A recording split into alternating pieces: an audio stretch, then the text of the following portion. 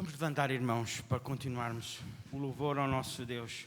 De facto, que este seja o nosso maior desejo, louvá-lo e adorá-lo, porque Ele está, porque podemos ver a sua glória, a sua majestade, o seu poder, as suas bênçãos em tudo, para quando nós olhamos, Ele está presente, Ele está connosco, o nosso Deus. Mas antes, vamos ler, a nossa irmã Vitória vai ler esta passagem, 1 Coríntios, do capítulo 15. E então virá o fim, quando ele entregar o reino ao Deus e Pai, quando houver destruído todo o principado, bem toda a potestade e poder. Porque é necessário que ele reine até que tenha posto todos os inimigos debaixo de seus pés. O último inimigo a ser destruído é a morte, porque ele sujeitou todas as coisas debaixo dos seus pés. E quando diz que todas as coisas lhe estão sujeitas, certamente excluiu aquele que tudo lhe sujeitou. Quando, porém, todas as coisas lhe estiverem sujeitas, então o próprio Filho também se sujeitará àquele que todas as coisas lhe sujeitou, para que Deus seja tudo em todos.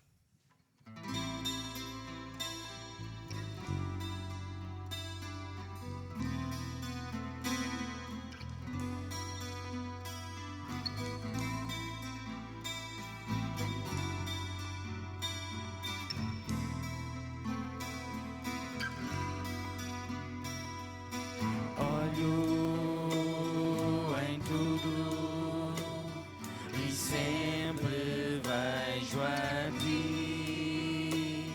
Estás no céu, na terra onde eu vou. Em tudo que me acontece eu sinto o teu amor. Não posso mais deixar de crer em ti, Senhor. É impossível eu não crer em ti. É impossível não te encontrar. É impossível não fazer de ti meu ideal. É impossível eu não crer em ti. É impossível não te encontrar. É impossível não fazer de ti meu ideal.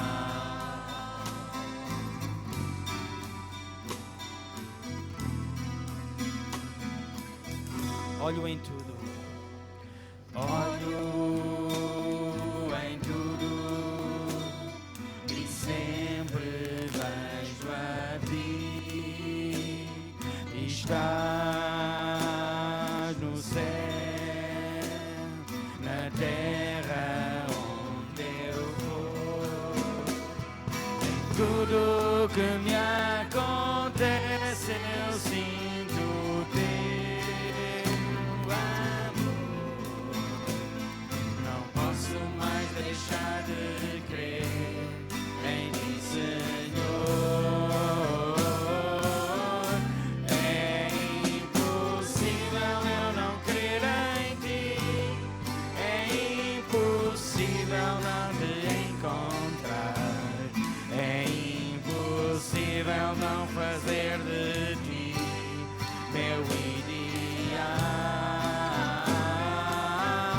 É impossível eu não crer em ti.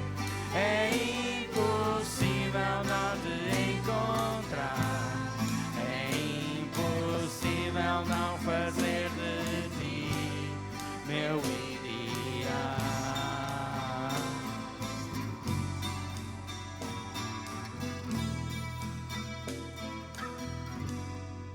Amém.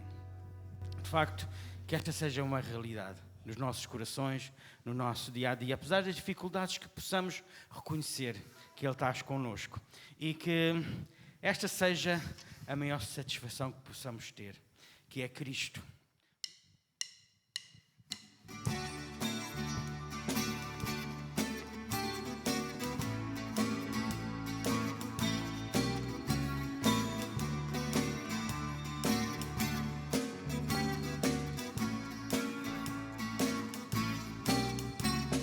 Satisfação é ter a Cristo, não há melhor prazer já visto, sou de Jesus e agora sinto satisfação sem fim.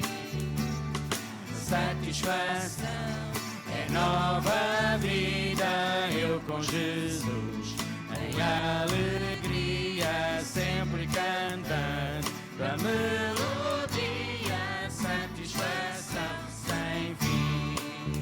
Sim, paz real, sim, gozo na aflição. Achei o segredo, é Cristo no coração.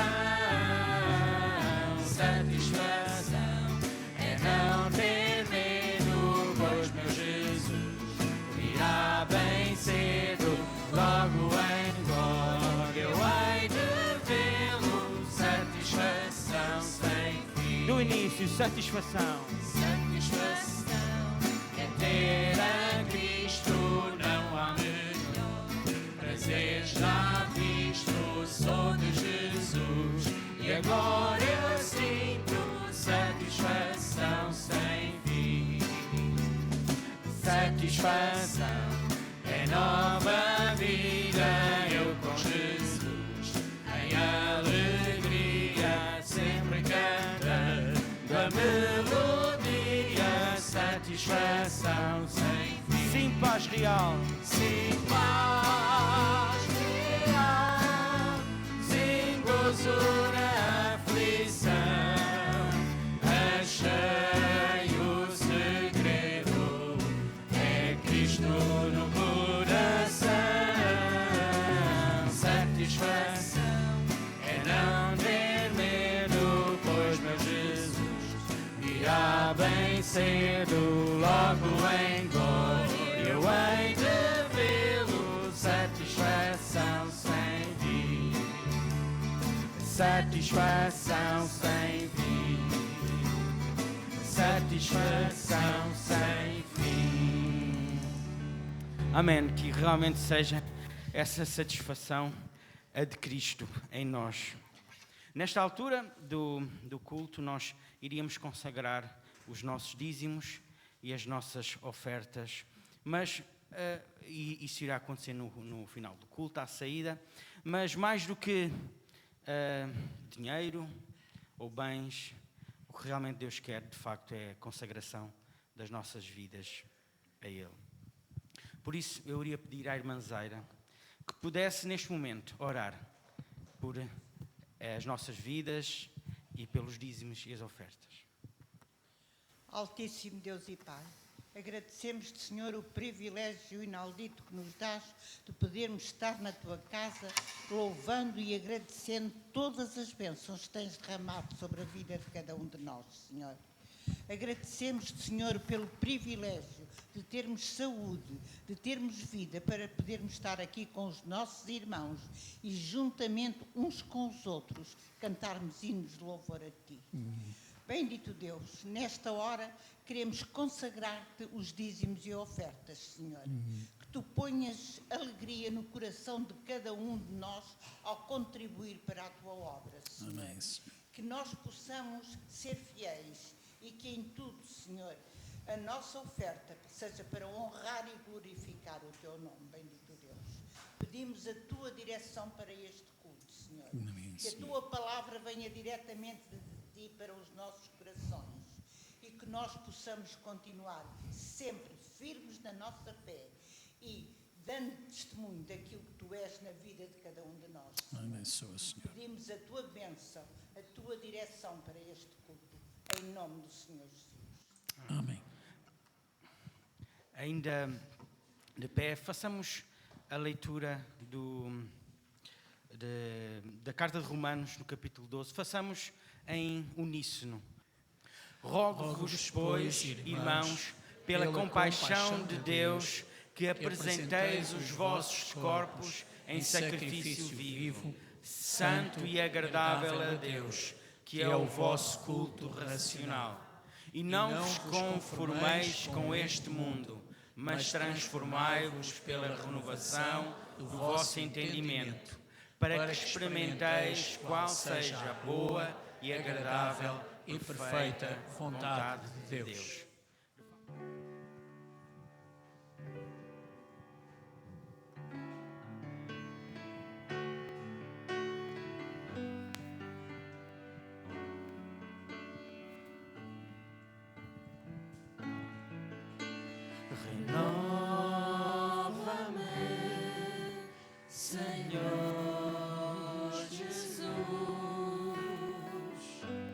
Já não quero ser igual. Renova-me, Senhor Jesus. Põe em mim teu coração, porque tudo que há dentro necessita ser mudado, Senhor, porque tudo que há dentro do meu coração necessita mais de ti. Renova-me, Senhor Jesus, já não quero ser igual. Renova-me, Senhor Jesus, põe em mim teu coração, porque tudo que há dentro de mim necessita ser mudado, Senhor, porque tudo que há dentro do meu coração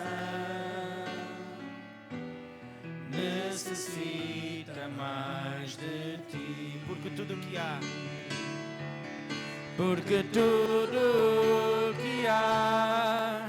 dentro de mim necessita ser mudado, Senhor, porque tudo que há dentro do meu coração necessita mais de ti,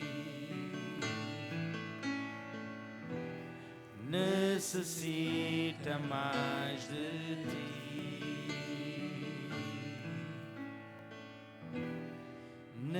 necessita mais de ti.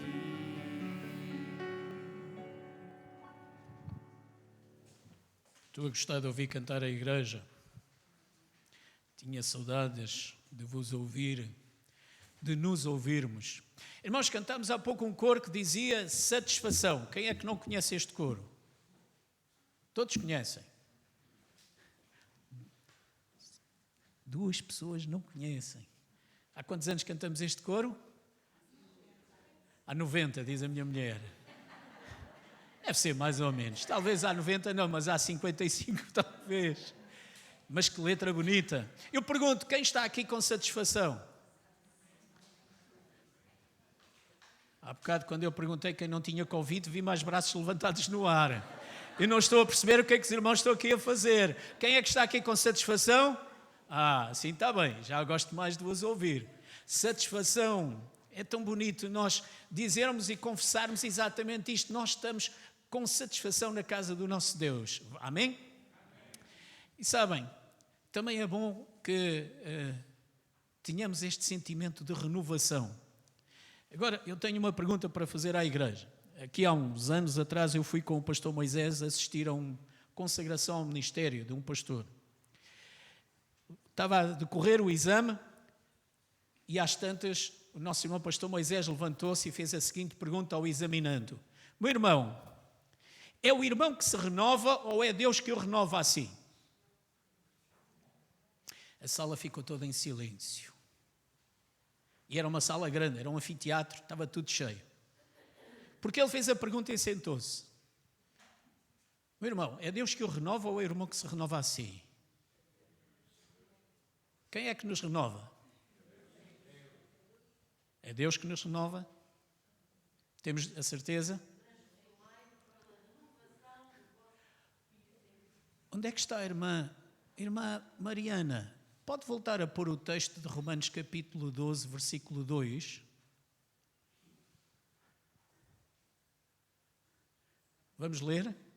E não vos conformeis com este mundo, mas transformai-vos ou renovai-vos, não é? Certo? O primeiro? Sim, está aí. Certo. Rogo-vos, pois, irmãos, pela compaixão de Deus, ou seja, por aquilo que deve ser o vosso sentimento para com Deus, que apresenteis os vossos corpos. O corpo é algo extremamente importante, daí nós não podermos dar o corpo à prostituição, à impureza, ao desvario. Não podemos abandonar a saúde do nosso corpo, somos responsáveis por cuidar da saúde do nosso corpo. Apresenteis os vossos corpos em sacrifício vivo, santo e agradável a Deus, que é o vosso culto racional, ou seja, aquilo que a nossa mente domina, a forma como lidamos com o corpo depende de nós. Verso 2, então, e não vos conformeis com este mundo. Porquê? Porquê é que Paulo diz isto? Qual era a atração do mundo? Era desprezar exatamente o corpo. O que é que fazia o Império Romano? O que é que fazia? Qual era a prática?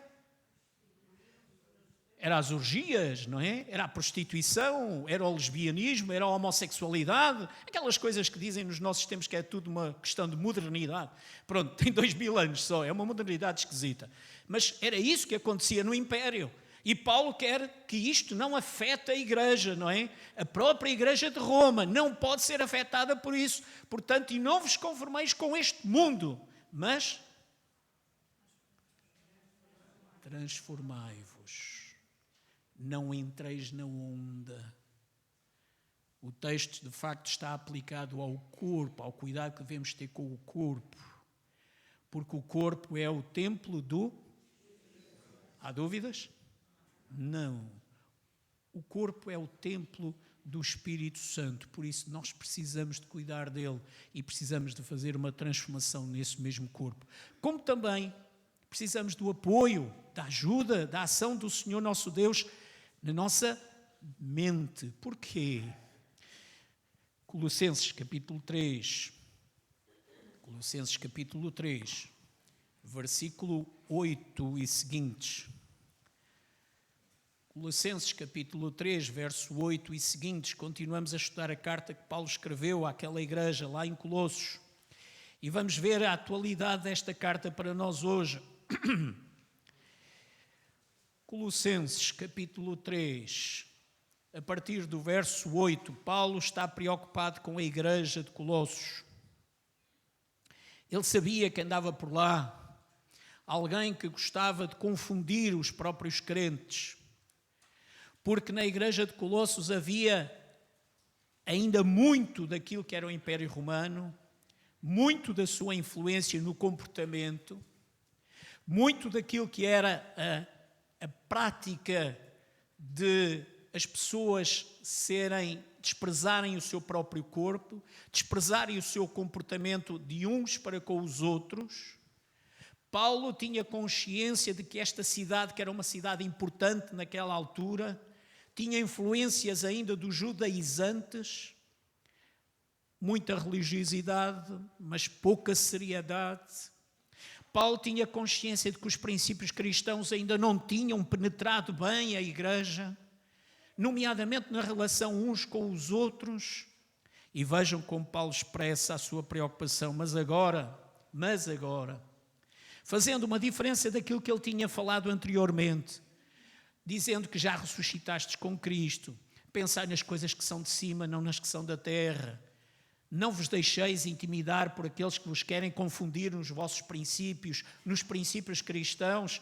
E depois no comportamento, Paulo diz, verso 8, mas agora despojai-vos também de tudo.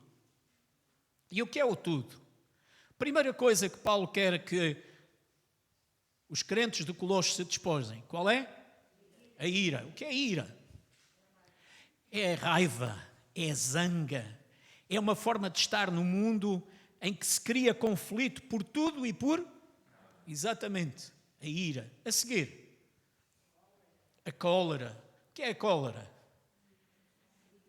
É desejar que o outro sofra. É só ser feliz quando ver o outro sofrer. A seguir, malícia. Malícia. Irmãos, o que é ser maldoso? Maldoso está muito ligado com outro conceito que também não é nada bom. Qual é?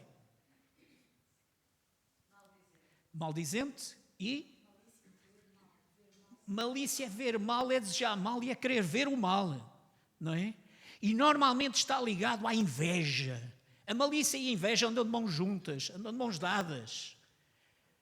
Paulo sente que é preciso alertar a igreja para este tipo de coisas. Vejam bem, da ira, da cólera, da malícia, da maldicência. O que é maldicência? Falar mal, dizer mal, acusar o outro falsamente se for preciso, só para o ver sofrer. Mas, irmãos, perdoem-me a pergunta, Paulo está a falar para quem? Sério? Você não conhece alguma igreja assim? A igreja de Alcobaça é assim? Se calhar é. Se calhar é. Um bocadinho.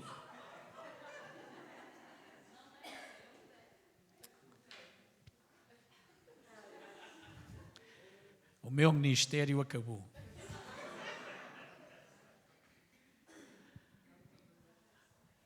Sabem, meus irmãos, aqui e ali às vezes é. Aqui e ali às vezes é. E sabem o que me incomoda mais? Às vezes, meus irmãos, às vezes, pontualmente, isto que fique claro na mente de todos, às vezes o que me incomoda mais é que nós às vezes, não é bem a ira, nem a cólera, nem a malícia, mas às vezes a maldicência, às vezes incomoda-me. Sabem porquê, meus irmãos? Falamos com toda a gente, com exceção daquele com quem devíamos falar. E quando nós falamos com as outras pessoas com quem não devíamos falar, ou evitamos falar com quem devíamos, nós estamos a ser maldicentes. Porque às vezes estamos a criticar, e estamos a analisar, e estamos a julgar sem saber. Irmãos, eu volto a dizer, pontualmente, eu dou graças a Deus pela igreja de Alcobaça, sabem? Tomaram todas as igrejas em Portugal ter todos os problemas que nós temos. Conheço algumas realidades, meus irmãos, que nem de perto nem de longe chegam ao pé da nossa. E conheço muitos pastores que gostavam de ter uma igreja como esta é. Não somos perfeitos. Não somos perfeitos. Temos muito para melhorar. Oh, irmãos, temos carradas de coisas para melhorar. Mas, meus irmãos, este bocadinho, às vezes que ouvimos aí, é verdade. E sabem, só depende de nós retificar isso. Sabem porquê? Porque está na nossa mão fazermos o quê? Transformarmos o nosso comportamento. Irmãos, todos nós sabemos aquela velha história do diácono que está muito zangado, vai ter com o pastor e diz: pastor, eu vou-me embora desta igreja. O pastor perguntou-lhe: porquê que vai embora desta igreja? Pastor, esta igreja não é perfeita. Eu vou à procura de outra igreja porque esta igreja não me satisfaz. Não é uma igreja perfeita. E o pastor, que já tinha muitos cabelos brancos, já tinha passado por muitas situações, disse: olha, irmão, vá. Mas se o irmão encontrar essa tal igreja, faça-nos um favor, não entre. Porque se entrar, ela deixou de ser perfeita. Oh, meus irmãos, nós todos somos imperfeitos. Mas é com pessoas imperfeitas que o Senhor Jesus construiu a sua, e ela está aqui. Sim ou não? Ela chegou até nós. E ela continuará até o Senhor o permitir. Até à sua vinda. Porque quando houver a segunda vinda, o que é que vai acontecer à Igreja de Cristo? É arrebatada. É arrebatada, ela sairá do mundo. Agora, até lá, nós somos desafiados a evitarmos a ira, a cólera, a malícia, a maldicência das palavras torpes da vossa boca. Sabem porquê, meus irmãos? Porque quando nós deixamos Cristo entrar em nós, Ele liberta-nos deste homem. Ele tira-nos exatamente isto dentro de nós. Podemos falhar pontualmente, mas não falhamos sempre.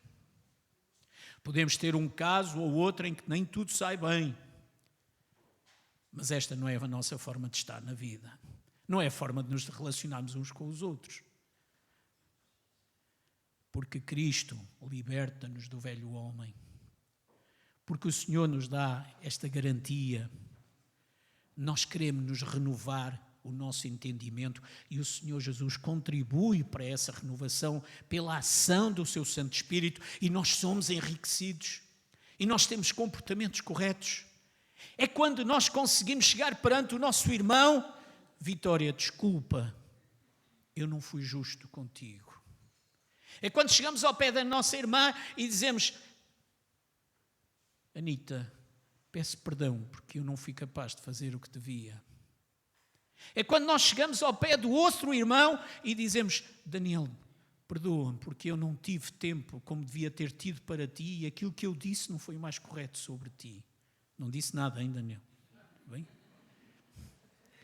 Oh, meus irmãos, é isto que é a renovação do nosso entendimento, é sermos capazes de reconhecer aquilo que fizemos mal e é sermos capazes de dizer: perdoa-me, desculpa-me, não voltará a acontecer. Verso 9: não mintais uns aos outros. Meus irmãos, porquê que Paulo aconselha que os crentes não mintam uns aos outros? Porque o pai da mentira é o diabo. Quando se mente, nós estamos a ser servos do diabo. Quando falhamos a verdade, não é só falhar a verdade em si, é nós estamos a ser escravos daquele que mente constantemente, e o Senhor Jesus nos ensinou, e quando ele mente, ele fala daquilo que lhe é próprio. É essa a sua natureza. É mentir. É enganar. E sabe o que é dramático, meus irmãos? É que, por vezes, as pessoas mentem tanto que depois a sua mentira passa a ser a sua própria verdade. A pessoa já não consegue distinguir entre o que está certo e o que está errado, entre o bem e o mal. Não consegue. Porque a pessoa ficou debaixo daquele jugo. E por isso nós precisamos de olhar para isto com muita atenção. Não mintais uns aos outros, pois que já vos despistes do velho homem com os seus, e significa com a sua prática, com o seu viver. E por isso nós precisamos de Cristo para nos ajudar e para trabalhar em nós a nossa própria conduta, a nossa forma de estar com o meu irmão. Quem é que está aqui que nunca mentiu? Há aqui alguém que nunca tenha mentido? Sabem quando é que nós começamos a mentir? Quando é? Exatamente, exatamente. Assim começamos a falar. É verdade. É verdade. E é aí que nós começamos a pecar. Nós começamos a pecar quando começamos a falar. Porque nós mentimos rapidamente. Joãozinho, quem é que fez isto? Não fui eu, não é? É ou não é verdade? Alice, é ou não é? Oh. Miguel, também? Verdade. Quem é que pôs isto aqui? Não fui. Quem é que partiu o jarro que eu tanto gosto cá em casa? Quem foi? Não fui eu. Hein? Nós começamos a mentir, mal começamos a falar. E a mentira nos acompanha toda a vida. E às vezes, meus irmãos, é uma luta grande para não mentirmos, é ou não é? Dava tanto jeito, não é? Eu estou no trabalho, na relação com o nosso chefe, às vezes só apetece pregar-lhe uma mentirinha, não é? Mas nós somos desafiados a não mintais uns aos outros. Pois que já vos despistes do velho homem, o vosso comportamento tem que ser trabalhado por Cristo, a tua conduta tem que ser Cristo a modificá-la, tem que ser Cristo a trabalhá-la. Deixa que o Senhor se manifeste em ti.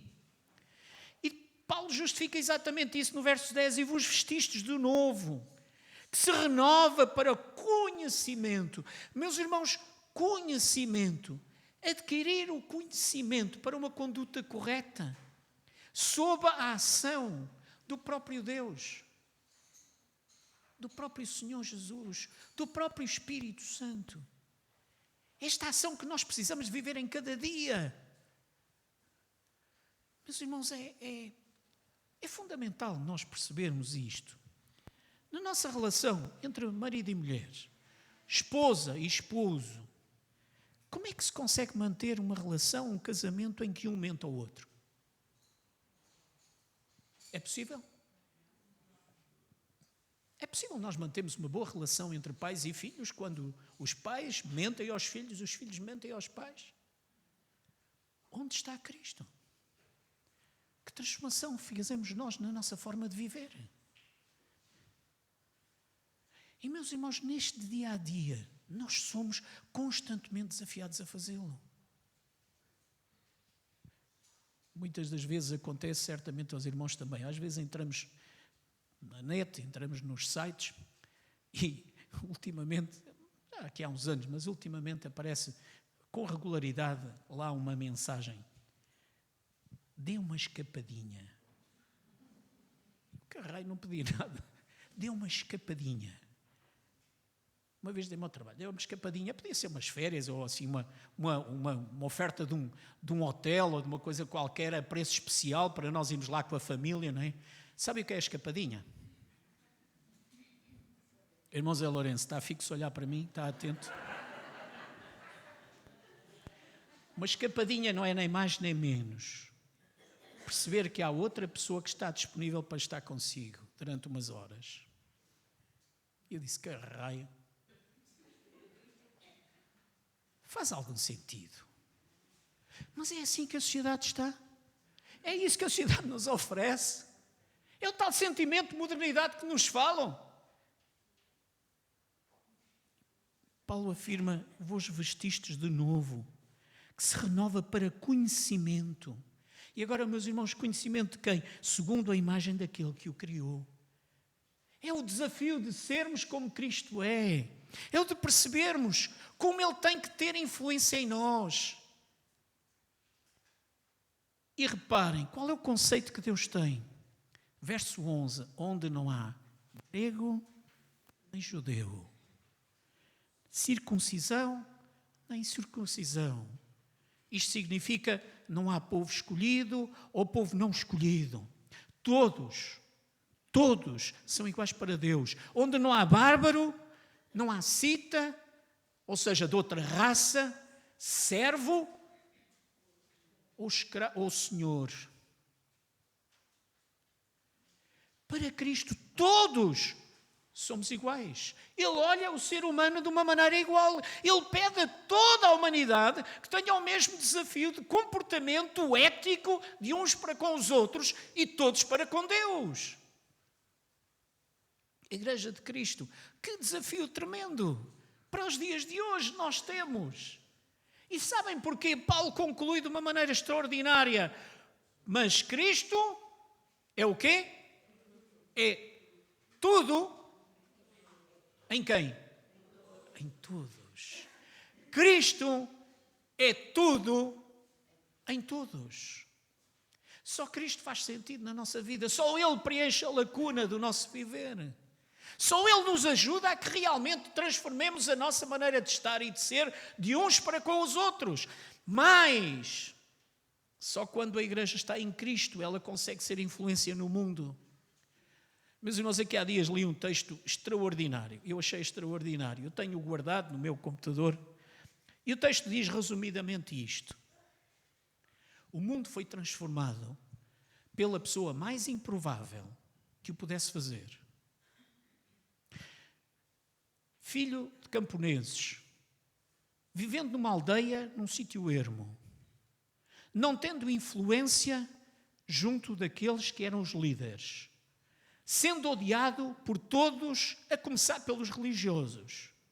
Uma pessoa que nunca foi vista como um verdadeiro líder, uma pessoa que foi acusada, foi morta, teve a morte mais vil que se podia fazer, no sítio mais ermo que se podia escolher, e, no entanto, este homem revolucionou toda a história do mundo.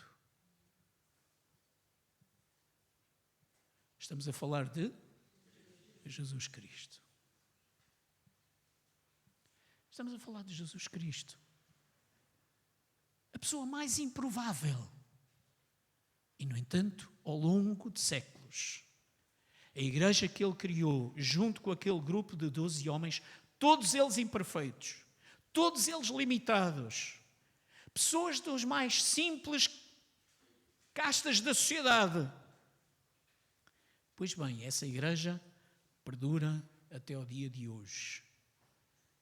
E a palavra do Senhor nos diz que ela perdurará por toda a eternidade.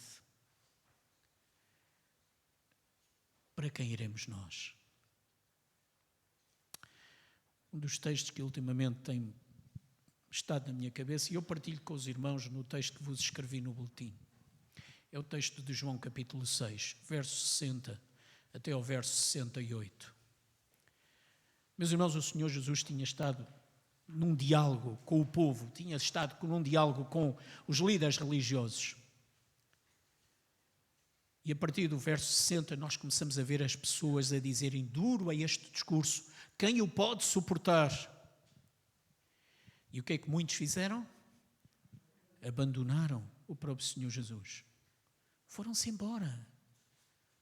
E nós olhamos à distância e dizemos assim: como é possível abandonar Jesus, estando com Ele fisicamente? Muitas das vezes nós, quando dialogamos com alguém sobre a nossa fé, normalmente há sempre uma pergunta que vem: como é que tu sabes que Deus é assim? Tu já o viste? O que é que Ele te fez? Tu já acompanhaste? Aqueles homens, aquelas mulheres estavam a ver Jesus fisicamente, Ele estava ali ao lado deles. Ele curava os cegos, Ele curava os coxos, Ele curava os leprosos, Ele ressuscitava os mortos. E o que é que as pessoas fizeram? Abandonaram-no. A hipocrisia humana levada ao seu extremo. E de repente Jesus encontra-se com os seus 12 e faz-lhes uma pergunta: quereis vós também abandonar-me? E mais uma vez, aquele Pedro impulsivo, mas ao mesmo tempo tocado pela graça de Deus, o que é que ele diz? Qual é a afirmação que ele faz? Ou qual é a pergunta que ele põe a si próprio? Para quem? Para quem iremos nós? Só tu. Não está lá, mas é. O texto que está lá especificamente é: tu tens as palavras da vida eterna. E, meus irmãos, esta expressão ela é absolutamente crucial no evangelismo. Ela é crucial na nossa fé, porque Pedro faz exatamente uma afirmação de fé, uma afirmação fundamental: tu tens as palavras da vida eterna. E quando ele diz tu tens, significa que mais ninguém tem as palavras da vida eterna.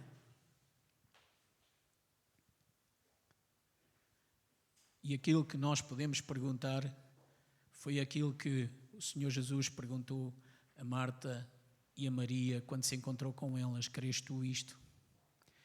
Crês que eu sou a ressurreição e a vida? Crês que eu tenho verdadeiramente as palavras de vida eterna?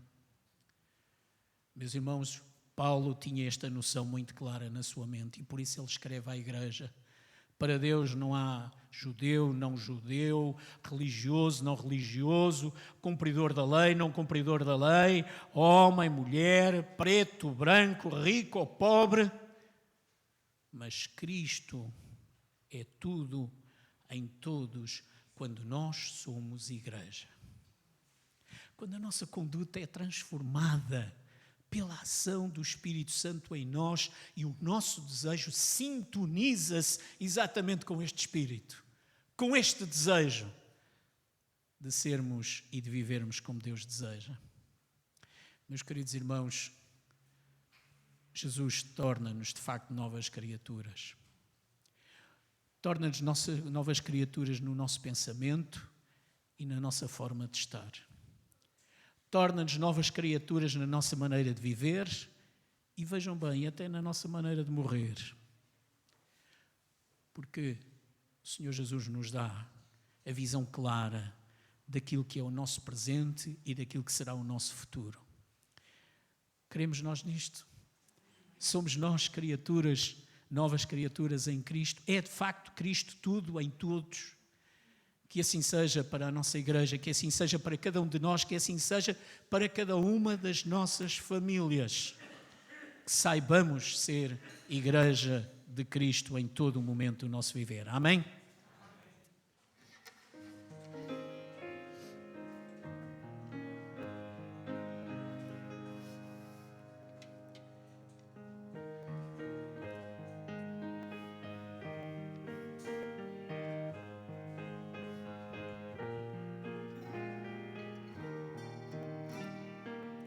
Cristo é tudo para mim, é vida, paz e luz. Seu braço forte me sustém, só Ele me conduz. Quando estás triste no coração, Ele me dá consolação. Consolação ao coração de Jesus. Cristo é tudo para mim, amigo sem igual. A Ele vou em aflição e livra-me do mal. Tudo me dá Senhor, provando assim o seu amor, o grande amor do meu Senhor, de Jesus. Cristo é tudo para mim, eu sempre o amarei, não poderei abandonar o meu Senhor e Rei. Servo leal aqui serei, por toda a vida servirei. Eu servirei ao meu bom Rei, Jesus. Cristo é tudo para mim, vou sempre confiar no grande amor do Salvador até o fim chegar. Então no céu eu cantarei, santo louvor entoarei, santo louvor ao meu Senhor Jesus. Quantos irmãos não conheciam este hino? Eu a pensar que era só eu. Afinal, temos muitos. Vamos cantar mais vezes, Israel. A música é bonita. Cristo é tudo para nós. Isto é o desejo do nosso coração, é que Cristo seja tudo para nós. Meus irmãos, foi um privilégio estarmos juntos. Ver alguns irmãos que já não víamos há muito tempo. Bem-vindos, lá desde o Brasil, Alexandre e companhia. Bem-vindos, nossa irmã Lena. Gostamos tanto de a ter connosco e já não a víamos há uns tempos aqui. Bem-vindos todos os irmãos e todos aqueles que estiveram connosco, mesmo os que estiveram pela primeira vez. Sintam-se bem no nosso meio. As portas estão sempre abertas para vos receber.